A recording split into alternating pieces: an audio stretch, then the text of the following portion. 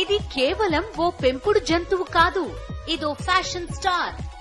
పూర్తి వివరాలకు చదవండి రేపటి సాక్షి దినపత్రిక. విశాఖపట్నం జిల్లాలో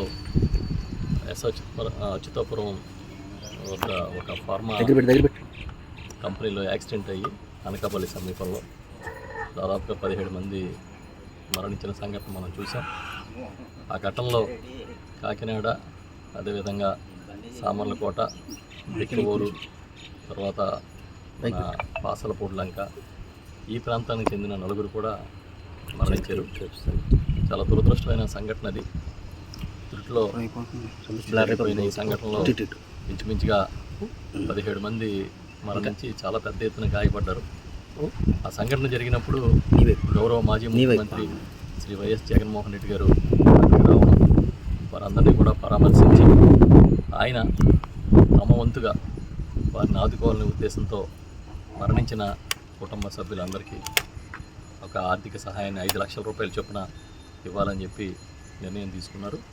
ఈ రోజున కాకినాడ రూరల్ నియోజకవర్గంలో ఒక హారిక అని ఒక యువ ఇంజనీరు, ఆమె ఆ సంఘటనలో మరణించిన సంఘటన ఎవరైనా సరే వెంటనే కలిసివేస్తుంది. వారి తల్లిగారు అన్నపూర్ణ గారికి 5 లక్షల రూపాయల చెక్ను అందజేశాం. అసలు వారి జీవిత కథను వింటే ఎలాంటి వాళ్ళకైనా కళ్ళు చెమరుస్తాయి. ఆ పాపకి తండ్రి లేడు, సోదరుడు లేడు.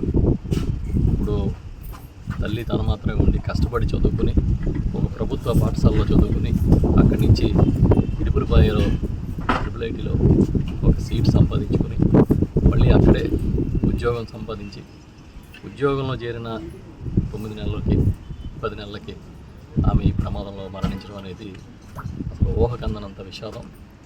ఆ కుటుంబానికి భగవంతుడు ధైర్యాన్ని ఇవ్వాలని మనస్ఫూర్తిగా నేను కోరుకుంటున్నాను.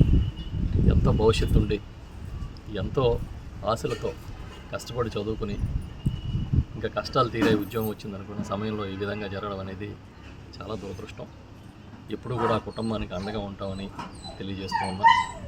ముఖ్యమంత్రి గారు, గౌరవ మాజీ ముఖ్యమంత్రి గారు జగన్మోహన్ రెడ్డి గారు నన్ను పంపించినప్పుడు కూడా ఒకటే చెప్పారు, మళ్ళీ తిరిగి మనం పాపం తీసుకురాలేం కానీ మన వంతుగా కొంత సాయం చేస్తూ ఉన్నాం. ఇప్పుడు కూడా మీరు అందుబాటులో ఉండండి, ఏదైనా అవసరమైతే వారికి సహాయం చేయడానికి ముందుకెళ్ళండి అని చెప్పారు. తప్పకుండా మేము ఆ విధంగానే ఇప్పుడు అందుబాటులో ఉంటామని తెలియజేస్తూ ఈరోజు ఈ చెక్ అందించే కార్యక్రమాలు చేశాం.